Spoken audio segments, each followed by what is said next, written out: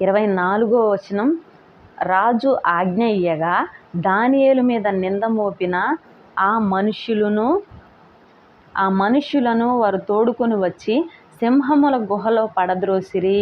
వారిని, వారి కుమారులను, వారి భార్యలను పడదోసిరి. వారు ఆ గుహ అడుగునకు రాకమునిపే సింహముల పాలైరి. సింహములు వారి ఎముకలను సహితము పగుల గొరికి పొడి చేసెను. అయితే దేవుని వాక్యం ఏం సెలవిస్తూ ఉంది?